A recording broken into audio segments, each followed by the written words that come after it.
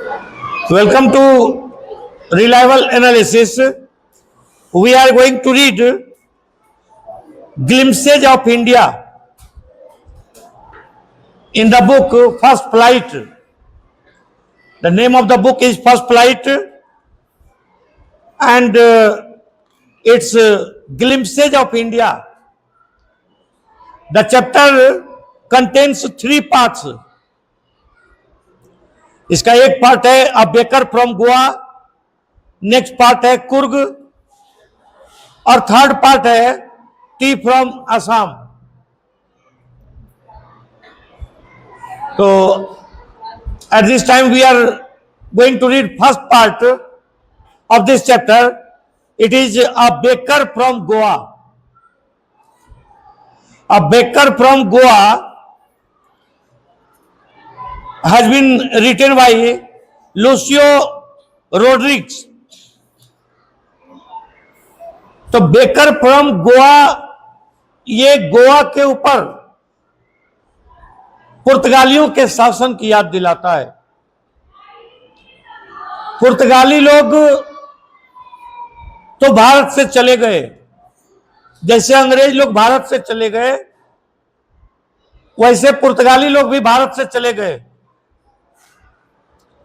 लेकिन अपने कल्चर को, अपने कस्टम को पुर्तगाली गोवा में छोड़ गए. जैसे अंग्रेज तो चले गए इंडिया से, लेकिन अंग्रेजों के कई रीति रिवाज का प्रचलन आज भी हमारे बीच है. आज भी हम लोग उसको फॉलो करते हैं. अब इंग्लिश मीडियम एजुकेशन को ही ले लीजिए, ये गुड मॉर्निंग गुड आफ्टरनून जो कहते हैं, ये ट्रेडिशन ले लीजिए. ये सब तो आखिर ब्रिटिश कल्चर की ही देन है. तो इस तरह से गोवा में पुर्तगाली लोगों का शासन था. गोवा, दमन, दीव तीनों के ऊपर पुर्तगालियों का शासन था.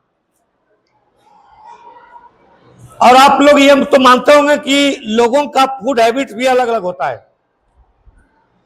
हम लोग नॉर्थ इंडिया वाले लोग भात दाल रोटी सब्जी खाते हैं, और यही साउथ इंडिया में इडली और डोसा ये सब चीज खाते हैं. फ्रांस में ब्रेड और मीट स्टेपल फूड है. अदर यूरोपियन कंट्रीज में ज्यादातर बॉयल किया हुआ चीज आपको खाना मिलेगा. इंडिया में मसालेदार खाना लोग खाते हैं. इतना मसालेदार खाना दुनिया के अन्य भागों में लोग नहीं टॉलरेट कर सकते हैं. इसी इंडियन कॉन्टिनेंट के लोग सिर्फ खाते हैं इतना तेल मसाला वाला खाना. चाहे इंडिया, पाकिस्तान हो, बांग्लादेश हो, अफगानिस्तान हो, श्रीलंका हो, यहीं पर लोग इतना तेल मसाला वाला खाना खाते हैं. तो पुर्तगाली लोग क्या खाते हैं? पाव रोटी. पुर्तगाली लोग पाव रोटी खाते हैं. पाव रोटी उनका कस्टम में है. उनका नाश्ता पाव रोटी से जरूर होना चाहिए. हर जगह आप खाना भी खाए तो पाव रोटी खाएंगे. यही नहीं कि सिर्फ और सिर्फ पाव रोटी नहीं खाते हैं, लेकिन हाँ, कुछ भी करेंगे तो पाव रोटी पुर्तगालियों का एक कंपलसरी पार्ट होगा.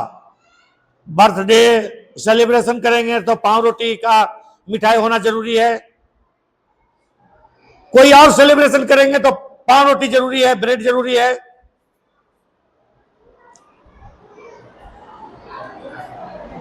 तो पोर्तुगीज लोग आए. पोर्तुगीज लोग यूरोपियन लोग थे, डेवलप्ड लोग थे, और उससे देखा हिस्ट्री, उससे देख करके वहां के लोकल जो गोवा के लोग थे, गोवन लोग थे, वो भी पाव रोटी सीख गए. जैसे हम लोग अंग्रेजों से बहुत चीज सीख गए. चाय वगैरह जानते हैं ना कि इंडिया में लोग नहीं पीना जानते थे. अंग्रेजों ने चाय की खेती असम में करवाई और उसका कस्टमर इंडिया में पैदा किया. कैसे कस्टमर पैदा किया?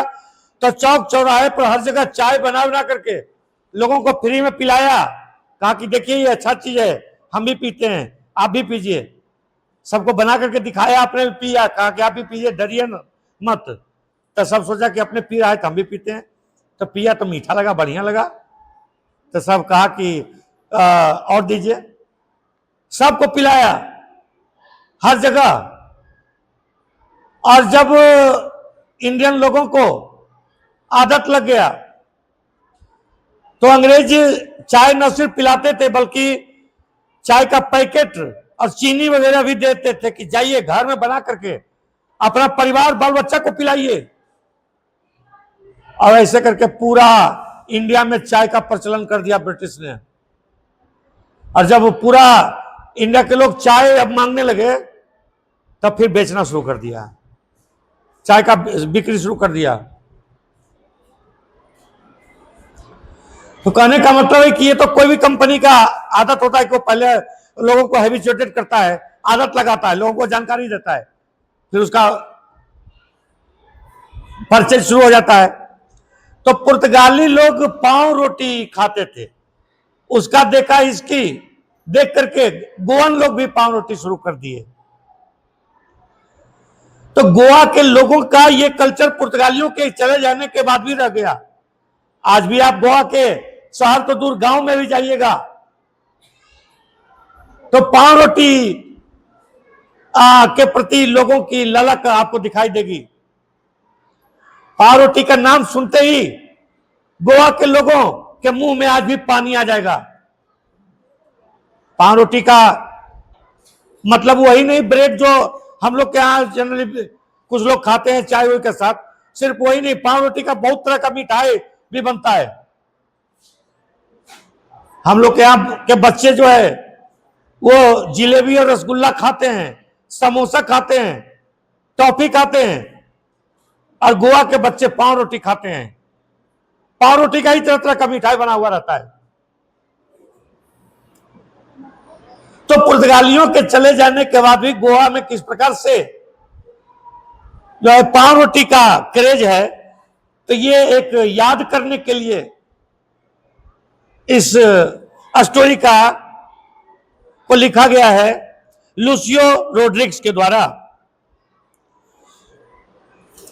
तो this is a pen portrait, यानी एक शब्द चित्र है गोवा के सामाजिक जीवन का आंखों देखा हाल कलम के माध्यम से आपको यहां बतलाने का कार्य कर रहे हैं author. Pen portrait of tradition of Goan village baker who still has an important place in his society.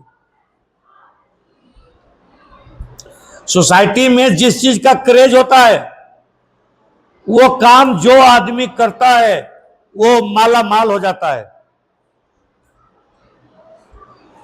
Goa के लोगों में पाव रोटी का क्रेज है, तो जो आदमी पाव रोटी बनाता है, पाव रोटी बेचता है, स्वाभाविक है को माला माल हो जाएगा। अरे कहीं का भी जहां पर जो जिस प्रकार का क्रेज रहता है, अब हमारे समाज में पढ़ाई का क्रेज है, हमारे समाज में एजुकेशन का क्रेज है, तो एजुकेशन में मेडिकल फील्ड में, ट्रीटमेंट में, हॉस्पिटल में जो लोग हैं देखिए काफी प्रॉफिट कमाते हैं। तो इसी प्रकार से गोवा में जो लोग पाव रोटी के काम में लगे रहते थे या रहते हैं तो वो काफी लाभान्वित होते हैं। तो इसी का एक शब्द चित्र ऑथर ने यहां पर हमारे सामने प्रस्तुत किया है। ऑथर कहता है कि our elders are often heard reminiscing nostalgically, यानी रेमिनिसिंग नॉस्टैल्जिकली यानी याद करते हैं, प्रसन्नता से याद करते हैं। अतीत के बारे में प्रसन्नता से सोचने को कहा जाता है रेमिनिसिंग नॉस्टैल्जिकली, प्रसन्नता से याद करना।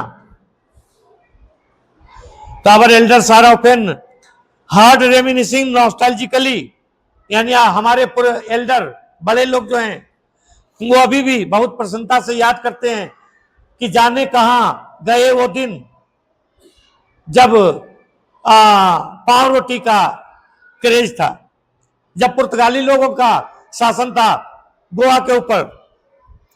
तो those good old Portuguese days, जब तक पुर्तगालियों का शासन गोवा के ऊपर था तब तक गोवा में एक अलग टाइप का कल्चर था, पाव रोटी का कल्चर था। The Portuguese and their famous loaves of bread, यानी पुर्तगाली लोगों का जो है फेमस था उसका लोव्स, यानी ब्रेड का पार्ट, बड़ा बड़ा टुकड़ा, पाव रोटी का बड़ा बड़ा पाव रोटी का टुकड़ा of bread, those eaters of loaves, यानी ये लोग जो है पुर्तगाली लोग लोव्स ईटर थे, यानी बड़े बड़े ब्रेड के बड़े बड़े टुकड़ों को खाते थे, बड़ा बड़ा ब्रेड का टुकड़ा सब खाते थे, यानी ब्रेड खाते थे मिला जुला कर कहीं और क्या, छोटा टुकड़ा खाए बड़ा टुकड़ा खाए, यानी पाव रोटी के बहुत बड़े शौकीन थे। पाव रोटी उनका कल्चर का हिस्सा था। जैसे हमारे हिस्सा में, हमारे कल्चर में है भात दाल सब्जी। तो अगर हमारे आपके किसी आदमी को यहां से लंदन में पहुंचा दिया जाएगा तो पिज्जा बर्गर से उसका पेट नहीं भरेगा, संतोष नहीं होगा, वो खोजेगा भात दाल सब्जी। लंदन चला जाए चाहे तो अमेरिका चला जाए, वहां का जो है खाना से नहीं संतोष होगा।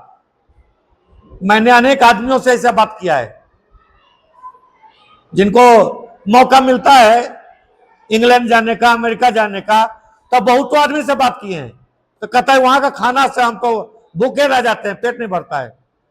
तो ही या तो किसी इंडियन के घर में जाकर के खाइएगा तब, और नहीं तो इंडियन होटल होता है, इंडियन होटल में आपको यही सब चीज मिलेगा जो यहां मिलता है ना, सब चीज इंडियन होटल में मिलेगा। तो पोर्तुगीज का पाव रोटी है, तो दो eaters of loaves might have vanished.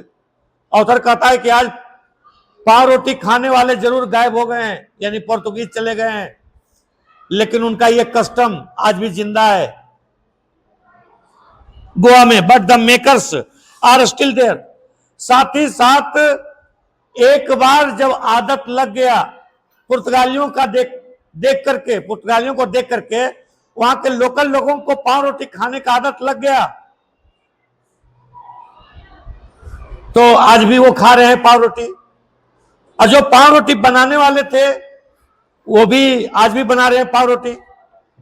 अरे जो पाव रोटी बनाते थे पुर्तगालियों के समय में, वो नहीं जिंदा है तो उनका वंशज जिंदा है ना, उनका ग्रैंड चिल्ड्रन जिंदा है ना, वो बना रहा है पाव रोटी। तो पाव रोटी बनाने खाने वालों की गोवा में आज भी प्रधानता है। We still have amongst us the mixers। Author कहता है कि अभी भी गोवा में आपको मिक्सर यानी सामान को मिलाने वाला मशीन, पाव रोटी बनाएगा तो मिलाएगा ना, ये ब्रेड चीनी जो भी है उसका सामान मिलाएगा ना, तो उसको मिक्सर कहा जाता है। मोल्डर्स यानी ढांचा में डालने वाला, एक खास शेप में उसको कन्वर्ट करने वाला ढांचा, मोल्डर्स, ये आज भी आपको दिखाई देगा। क्योंकि पुर्तगाली चले गए हैं लेकिन पाव रोटी खाने की लत लोगों में छोड़ गए हैं, और लोग आज भी पाव रोटी डिमांड करते हैं गोवा के लोग। और जब पाव रोटी डिमांड करते हैं तो पाव रोटी बनाने वाले आज भी मौजूद हैं गोवा में। पाव रोटी बनाने में जो अलग अलग स्टेप्स होता था, मिक्सिंग का काम, तो मोल्डिंग का काम, ये सब आज भी जिंदा है, आज भी हो रहा है, क्योंकि वहां के लोगों को पाव रोटी खाने की आदत लग गई। जैसे अंग्रेज चले गए, हम लोग को चाय पीने का आदत हमारे पूर्वज को लगा गए, तो अंग्रेज चले गए लेकिन चाय का आदत रह गया ना, हम लोग चाय पीते हैं ना जी। किसने सिखाया है? अंग्रेजों ने सिखाया है। किसको सिखाया? हमारे पूर्वजों को सिखाया है, और वो उसका कल्चर अभी भी हम लोग फॉलो कर रहे हैं। तो those age old time tested furnaces still exist. अभी भी गोवा में पुरानी भट्टियां अभी भी कायम है गोवा में। जिन भट्टियों में पाव रोटी को सेका जाता था, तो वो भट्टियां आज भी कायम है, और उन भट्टियों में आज भी पाव रोटी बनता है गोवा में। तो ऑथर कहता है कि ओल्ड एज ओल्ड यानी बरसों पुराना, और टाइम टेस्टेड यानी समय के साथ जो है, जो अपना रेलिवेंस बनाए रखा, समय के साथ वो नष्ट नहीं हो सका, यानी समय की कसौटी पर खरा उतरा। तो टाइम टेस्टेड फर्नेसेज यानी समय की कसौटी पर खरा उतरने वाली भट्टियां आज भी गोवा में पाई जाती है। The third and jingle in the traditional baskets bamboo. तो थर्ड का मतलब होता है ढब ढब। तो द थर्ड यानी ढब ढब, लाठी लेकर के जो पाव रोटी बेचते हैं गोवा में, बास्केट में, टोकरी में पाव रोटी रख करके एक लाठी रखते हैं, लाठी लेकर के चलते हैं। लाठी से उनको एक फायदा होता है कि कहीं बेचना है तो टोकरी को उतार करके लाठी पर रख दिए और बेचे।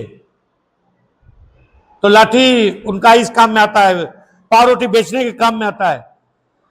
दूसरी बात, जब वो गलियों में चलते हैं पाव रोटी बेचने वाले, तो गलियों में अपने लाठी की धप धप की आवाज और लाठी में कुछ झन झन करने वाला, मतलब झनकने वाला, जिंगलिंग साउंड करने वाला चीज लगा रहता है। और इस तरह जब ये पाव रोटी बेचने वाले जब चलते हैं गोवा की गलियों में, तो ढब ढब और झन झन की आवाज होती है। ये आवाज सुन करके घरों के लोग समझ जाते हैं कि पाव रोटी बेचने के लिए आ गया है। हम लोग के भी देखिए, जो हॉकर लोग आते हैं, फेरी वाले आते हैं, तो गली में आकर के चिल्लाते हैं, तरह तरह का तरकीब अपनाते हैं लोगों को अट्रैक्ट करने के लिए। कोई डमरू बजाता है, तो कोई सीटी बजाता है, कोई गाना बजाता है, तरह तरह का तरकीब अपनाता है, जिससे कि लोगों को जानकारी हो जाए उनके अराइवल का। तो ये पाव रोटी बेचने वाले क्या लेकर के आते थे? लाठी, मोटा बैम्बू, और वो जमीन पर पटक पटक करके चलते थे, ढप ढप की आवाज होती थी। वो गोवा के गांव में आज भी आपको सुना जा सकता है। तो द थर्ड एंड जिंगल यानी झन झन करने वाली आवाज, द ट्रेडिशनल बेकर्स बैम्बू, जो पारंपरिक रूप से बेकर यानी पाव रोटी बेचने वाले, उनका बैम्बू, बांस का जो है जिंगलिंग वॉइस और ढब ढब थर्ड की आवाज। हेराल्डिंग हिज अराइवल यानी हेराल्डिंग मतलब अनाउंस करता है। हेराल्ड मतलब अनाउंस, किस चीज का अनाउंस करता है? उनके आगमन का। बेकर आ गया, बेकर गली में आ गया, इस चीज का अनाउंस कौन करता है? तो ढब ढब की आवाज। जो बेकर अपना बैम्बू को पटकते हैं जमीन पर, तो उससे ढब ढब की आवाज होती है, और झन झन की जिंगलिंग वॉइस होती है। तो ढब ढब और झन झन की आवाज सुनने से कोई भी आदमी समझ जाता है कि बेकर आ गया। बेकर के थर्ड और जिंगलिंग साउंड को सुन करके बच्चे बेकाबू हो जाएंगे, घरों से बाहर निकल आएंगे और मांगेंगे। तो इस तरह से जो बेकर के थर्ड और जिंगलिंग यानी ढब ढब और झन झन छन छन की आवाज जो है, ये आज भी हेराल्डिंग करता है, यानी अनाउंस करता है his arrival in the morning.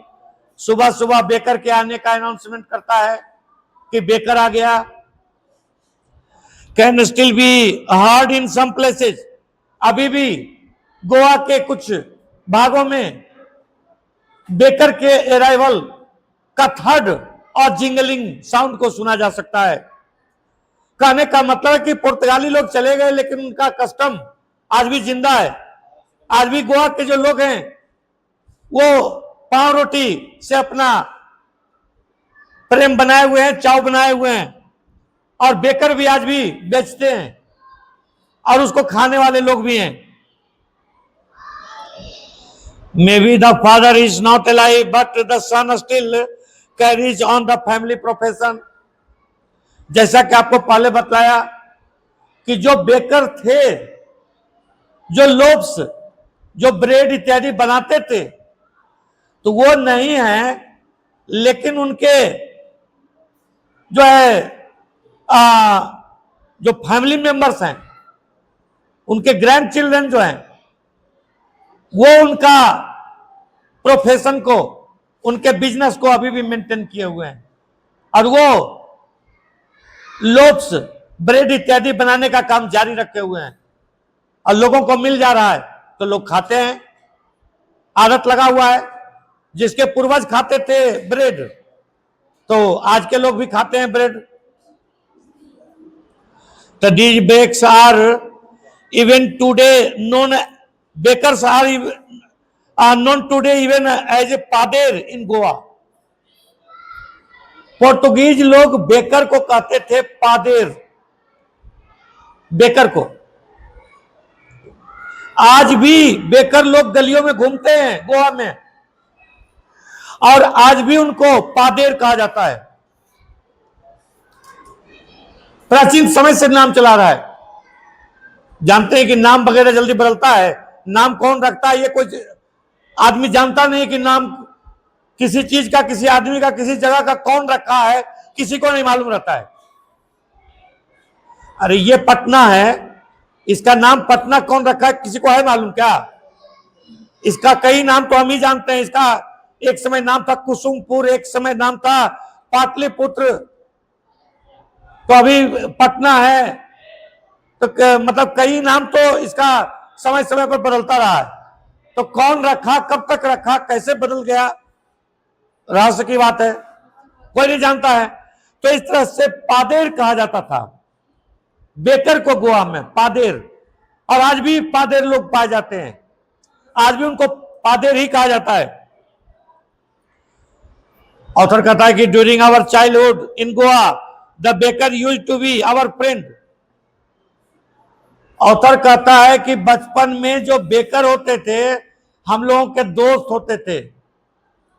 एक बात आप लोग याद कीजिए कि अभी भी फोचका उचका वाला जो रहता है, आइसक्रीम बेचने वाला, वो बच्चा सबका दोस्त रहता है। यहां तक कि आइसक्रीम वगैरह बेचने वाला क्या काम करता है कि बच्चा को पहचानता है, अब तुम मांगोगे आइसक्रीम तो तुमको दे देगा, खाली उसको ये समझ में आ जाए कि इसका मदर जो है पैसा दे देगी, तो उसके बाद तुम मांगोगे तो तुमको दे देगा और जाकर के तुम्हारे मां से वो पैसा वसूल लेगा। हम लोग भी बच्चा थे तो हम लोग आश्चर्यचकित रह जाते थे कि बिना पैसा के भी दे आता था बेचने के लिए आइसक्रीम, तो गुपचुप, अब बिना पैसा के देता था हम लोग को, और देता था तो मालूम होता था बाद में कि घर में जाकर के जो है पैसा वसूल कर लिया। तो ये बात होता है, बच्चों का दोस्त होता है। बच्चा के पास तो पैसा रहता नहीं है तो वो बच्चा को दे देगा फ्री, बच्चा को दे देगा और उसके फैमिली मेंबर तो पैसा दे ही देंगे। तो इस तरह से ऑथर भी कहता है कि during our childhood in Goa the baker used to be our friend, companion and guide. He used to come at least twice a day. चूंकि गोवा में सभी लोग पाव रोटी के ही शौकीन होते हैं, तो इसलिए दिन भर में 2 बार कम से कम वो बेकर दिखाई पड़ता है गोवा में, twice a day. Once he when he set out in the morning, एक बार सुबह में जब वो जाता है बेचने के लिए, ऑन हिज सेलिंग राउंड, जब सामान बेचने के लिए जाता है तब दिखाई पड़ता है। जिस समय बच्चे दौड़ करके जाते हैं बेकर के पास कि हमको भी पाव रोटी दीजिए, पाव रोटी की मिठाई वगैरह दीजिए। And then again when he returned after emptying his huge basket, अब दूसरी बार फिर बेकर दिखाई पड़ता है गोवा के गांव में, तब जबकि वो सामान बेच देता है, अपना टोकरी खाली कर देता है, जितना पाव रोटी टोकरी में रखे हुए हैं सबको बेच डालता है। अब बेच करके जब वो लौटने लगता है तब फिर वो दिखाई देता है। द जिंगलिंग थर्ड of his bamboo woke us from sleep and we ran to meet and greet him. Narrator कहता है कि उसका बैम्बू का थर्ड यानी ढब ढब का आवाज, उसके लाठी की, उसकी जो बांस की लाठी होती थी उसका ढब ढब की आवाज और जिंगलिंग छन छन झन झन की आवाज हम लोगों की नींद जगाने के लिए काफी थी। नरेटर बच्चा था उस समय, नरेटर सोया हुआ रहता था और जब बेकर के लाठी की ढब ढब की आवाज होती थी, जिंगलिंग वॉइस, जिंगलिंग साउंड यानी झनझन की आवाज होती थी, तब नरेटर की नींद खुल जाती थी और सीधे दौड़ पड़ता था बेकर के पास। बेकर के पास दौड़ पड़ता था कि कुछ दीजिए, पाव रोटी खिलाइए। और इस प्रकार के जो हॉकर रहते हैं बच्चा को कुछ फ्री में भी दे देते हैं खाने के लिए। अब वो अलग बात है कि अपना दूसरा चीज पर, आइटम पर पैसा अपना उसका प्राइस चढ़ा करके फैमिली मेंबर से वसूल लेगा, वो अलग बात है, लेकिन बच्चा को कुछ फ्री भी कभी कभी देता है। तो इस कारण से जो हॉकर रहता है वो बच्चों का दोस्त बन जाता है। नरेटर कहता है कि उसका जिंगलिंग थर्ड of his bamboo woke us from sleep, नींद से जग जाते थे, and we ran to meet and greet him, हम लोग दौड़ते थे वहां और उससे मिलते थे और उसका अभिवादन करते थे। चूंकि हम लोगों का दोस्त था, हॉकर लोग जो रहते हैं फेरी वाले, वो बच्चों के दोस्त हो ही जाते हैं, तो इसलिए जाते थे दौड़ करके उसके पास कोई चीज खाने के लिए और उसका अभिवादन करते थे। तो why was it so, was it for the love of the लोभ? तो सवाल उठता है कि क्यों हम लोगों का क्यों दोस्त था बेकर? क्या ये पाव रोटी का लोभ खाने का प्यार था, लोभ खाने का लगाव था, जिसके चलते बेकर हम लोग का दोस्त बन जाता था? तो यस, लेकिन नरेटर क्या कहता है? नरेटर कहता है not at all, the loaves were bought by some पास्किन और बास्टाइन the maid servant of the house. देखिए, नरेटर कहता है कि नहीं, सिर्फ पाव रोटी खाने के लिए हम लोग का दोस्त नहीं था बेकर, क्योंकि पाव रोटी खरीदने का जिम्मा रहता था। इसके घर में पास्किन और बास्टिन नाम की कोई नौकरानी थी, तो नरेटर के घर में पास्किन या बास्टिन नाम की जो नौकरानी थी वो डेली खरीदती थी पाव रोटी फैमिली मेंबर्स के लिए। तो वो खरीदती थी तो वो तो सबको मिलता था, घर का जितना आदमी है सबको मिलता था, नरेटर को भी मिलता था। तो सवाल उठता है कि नरेटर दौड़ करके जाता काहे के लिए था बेकर के पास? बेकर से फ्रेंडशिप काहे के लिए लगाए हुए था? तो इसका आंसर है कि कुछ एक्स्ट्रा बेनिफिट लेने के लिए, कि what we longed for were those bread bangles, pav चूड़ी, पाव रोटी नहीं, पाव रोटी तो खरीदा जाता था घर की नौकरानी पास्किन और बास्टिन के द्वारा। हम लोग दौड़ करके जाते थे, उसका अभिवादन करते थे, उसका वेलकम करते थे ब्रेड बैंगल्स के लिए, पाव चूड़ी खाने में काफी अच्छा लगता था नरेटर को। The which we chose carefully, हम लोग सावधानी पूर्वक चुनते थे पाव चूड़ियों को। Sometimes it was sweet bread of special milk. Narrator कहता है कि कभी कभी बहुत मीठा स्पेशल टाइप का ब्रेड भी मिलता था, इसीलिए जाते थे कि स्पेशल टाइप का ब्रेड जो है वो हम लोग को मिल सके। अगर दौड़ करके नहीं जाएंगे तो हो सकता है कोई दूसरा दौड़ करके जाएगा तो उसको मिल जाएगा, इसलिए बच्चे लोग दौड़ करके जाते थे। The baker made his musical entry on the scene with the zhang zhang sound of his specially made bamboo staff. Baker के पास जो लाठी होती थी तो उस लाठी से ढब ढब और जिंगलिंग यानी जन जन खन खन की आवाज हमेशा वो क्रिएट करता रहता था। और उसके बेकर की लाठी के म्यूजिकल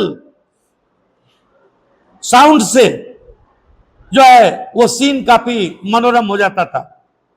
तो baker made his musical entry on the scene with the झांग झांग sound of his specially made bamboo staff. एक खास प्रकार का बैम्बू स्टाफ, स्टाफ मतलब लाठी, एक बांस की लाठी वो रखते थे जिससे ढब ढब और झन झन की आवाज होती थी, और इससे माहौल में वो एक अलग म्यूजिकल इफेक्ट क्रिएट कर देते थे। One hand supported the basket on his head. एक हाथ से वो अपना टोकरी पकड़ते थे, सिर पर टोकरी रखे रखते थे, एक हाथ से अपना टोकरी पकड़ते थे।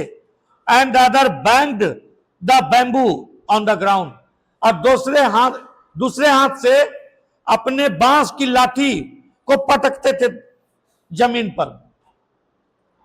बांस की लाठी को पटकने से क्या होता था कि ढब ढब और झन झन की आवाज निकलती थी, और उस आवाज से लोग अट्रैक्ट हो जाते थे।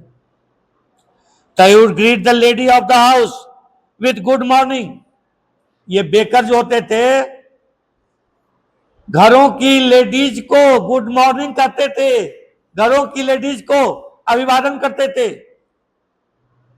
ये हॉकर लोग देखिएगा अक्सर लेडीज लोगों से ही डील करता है।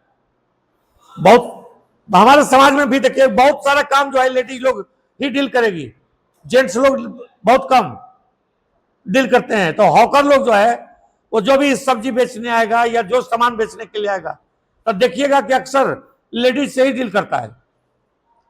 तो पाव रोटी भी बेचने के लिए बेकर आता था तो लेडीज सबको प्रणाम करता था। अरे जो उसका ग्राहक रहेगा उसी को प्रणाम करेगा, मर्द उससे खरीदने करता है तो मर्द को प्रणाम क्या के लिए करेगा, तो जो उससे खरीदता है उसको प्रणाम करता है। तो we kids should be pushed aside with a mild rebuke. तो जो है बच्चों को धकेल दिया जाता था कि चलो हटो, हल्का सा डांट करके, माइल्ड रिब्यूक। माइल्ड रिब्यूक के साथ यानी हल्का फल्का डांट फटकार करके बच्चों को हटा दिया जाता था। And the loaf should be delivered to the servant. और तब पाव रोटी जो है सर्वेंट को दे दिया जाएगा। जैसे हम लोग के समाज में देखते हैं कि मॉर्निंग में पेपर आ जाता है या दूध आ जाता है। दूध अगर मान लिया कि देने के लिए कोई आते हैं तो देखिए लेडीज से ही डील करते हैं, लेडीज लोग ही दूध वगैरह लेती है। वही सेम बात है कि पाव रोटी बेचने के लिए आता था तो घरों की लेडीज या जिस घर में नौकरानी है तो नौकरानी को देता था। तो but we would not give up. लेकिन नरेटर कहता है कि हम बच्चों को डांट करके हटा दिया जाता था अलग, लेकिन इसका यह मतलब नहीं है कि हम लोग भाग जाते थे। हम लोग भी लगे रहते थे, पीछे पड़े रहते थे, बेकर के पीछे पड़े रहते थे कि कुछ ब्रेड बैंगल वगैरह मिल जाए। We would not give up, would be climb a bench और द पैरापेट। नरेटर कहता है कि कोई ऊंचा जगह पर बेंच पर या कोई मुडेर छत इत्यादि के ऊपर चढ़ करके और उसके टोकरी में झांक करके देखते थे कि क्या क्या लाया है। और स्पेशल क्या चीज लाया है बेकर, और वो मांग करके खाएंगे। तो पारापेट मीन्स मुंडेर, तो बेंच पर चढ़ करके या पारापेट पर चढ़ करके हम लोग झांकते थे। एंड पीप, पीप मतलब झांकना, into the basket. somehow I can still recall the typical fragrance of those loaves। Narrator कहता है कि आज भी मैं रिकॉल कर सकता हूं, स्मरण कर सकता हूं, आज भी मुझे याद है एक खास प्रकार का फ्रैग्रेंस यानी खुशबू, जो पाव रोटी की खुशबू होती थी, एक खास प्रकार की खुशबू, वो आज भी उस खुशबू को मैं याद कर सकता हूं।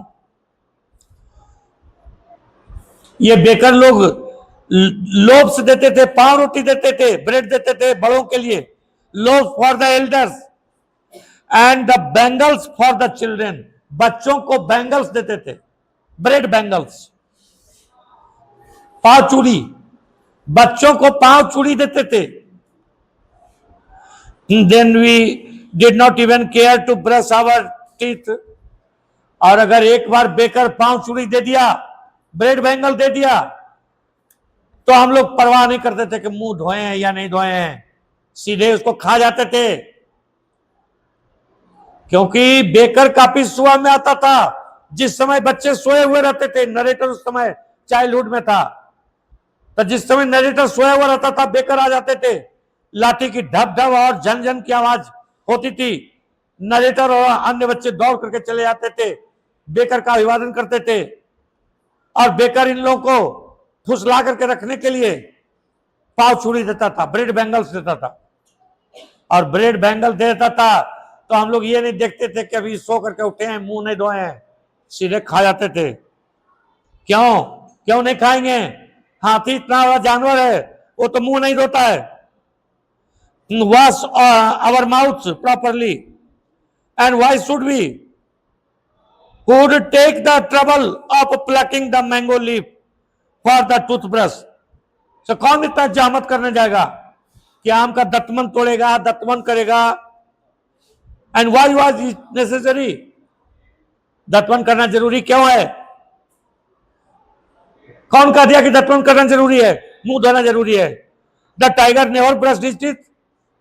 टाइगर तो कभी अपना मुंह नहीं ब्रश करता है, तो हम क्यों करेंगे? Hot T could wash and clean everything so nicely after all.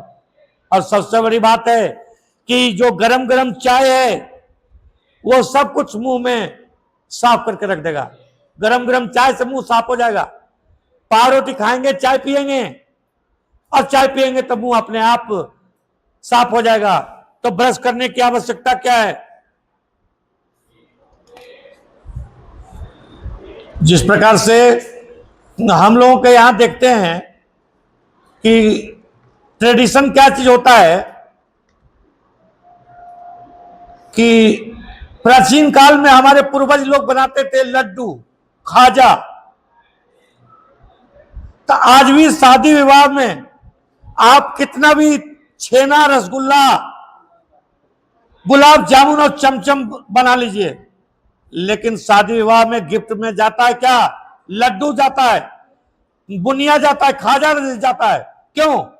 क्योंकि ये 5000 वर्षों से हमारा ट्रेडिशन है।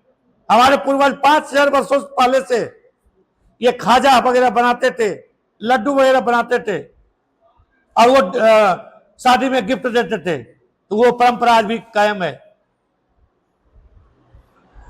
लेकिन गोवा में क्या है?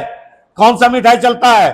तो वहां लोग, वहां पाव रोटी, पाव रोटी ही वहां मैरिज में भी गिफ्ट दिया जाता है। चाहे बर्थडे सेलिब्रेशन हो या मैरिज हो, हर जगह पाव रोटी जरूरी है। पाव रोटी नहीं तो कुछ भी नहीं। पाव रोटी तो जरूरी है।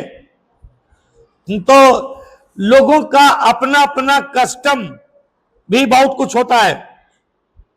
तो gifts are meaningless without the sweet bread known as बोल।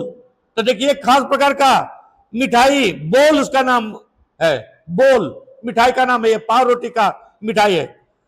शादी में जब तक बोल गिफ्ट में नहीं दिए तब तक बेकार है।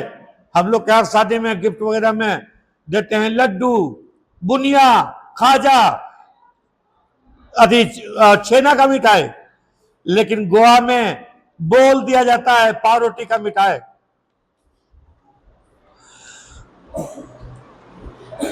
और वेस्टर्न कंट्रीज में लड्डू और खाजा थोड़ी होता है, वहां छेना का मिठाई, वहां फैक्ट्री का मिठाई दिया जाता है, चॉकलेट। वहां चॉकलेट जो है, टॉफी जो है, यह फैक्ट्री का मिठाई है, यही गिफ्ट वगैरह में दिया जाता है। तो जस्ट एज अ पार्टी और अ feast, it's a charm without bread.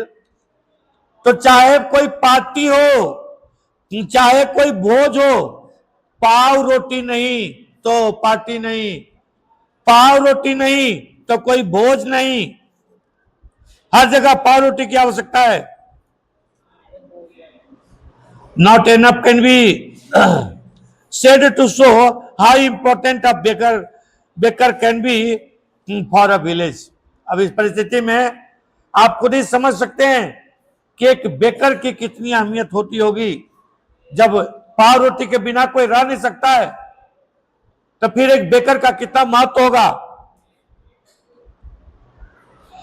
तो the lady of the house must prepare sandwiches on the occasion of her daughter's engagement. अगर बेटी की शादी तय होगी, एंगेजमेंट होगा, किसी के बेटी की का एंगेजमेंट होगा, रिंग सेरेमनी होगा, तो उसमें सैंडविच बनाना जरूरी है। सैंडविच किस चीज का बनता है? पाव रोटी का बनता है जी। तो उसमें सैंडविच बनना जरूरी है, यानी पाव रोटी हर एक चीज में शामिल होना जरूरी है। केक्स एंड बोलिनहास are a must for Christmas as well as other festivals. Christmas में तो पाव रोटी जरूरत है ही, जरूरी है, कंपल्सरी है। अदर फेस्टिवल में भी जो है केक जरूरी है, और केक के साथ बोलिनहास नामक मिठाई पाव रोटी का, ये सब जरूरी है। अब तो वो ट्रेडिशन धीरे धीरे हमारे यहां भी फैल रहा है। कोई बर्थडे सेलिब्रेशन करता है, तो हम लोग के पूर्वज बर्थडे सेलिब्रेशन करते थे तो मंदिर में जाते थे, लड्डू चढ़ाते थे भगवान पर, वो लड्डू आकर के बांटते थे। लेकिन अब पुर्तगालियों का ये ट्रेडिशन अब हमारे यहां भी फैल रहा है। अब कोई बर्थडे मनाता है तो पाव रोटी कट करता है, कट करता है ना, कैंडल जलाता है, पाव रोटी कट करता है, केक केक काटता है। तो thus the presence of the bakers of furnace in the village is absolutely essential। और इस तरह से जब लोफ यानी ब्रेड का कस्टम अभी भी गोवा में जिंदा है, तो फिर फर्नेंस भी जिंदा है। जो लोफ बनाने वाली, ब्रेड बनाने वाली जो भट्टी है, वो भी कायम है। द बेकर और bread seller of those days had a peculiar dress known as कबाई। उस समय जो बेकर लोग रहते थे, जो पाव रोटी वगैरह बेचते थे, वो लोग एक खास प्रकार का ड्रेस पहनते थे। इस ड्रेस को कहा जाता है कबाई। It was a single piece long frock reaching down to the knees.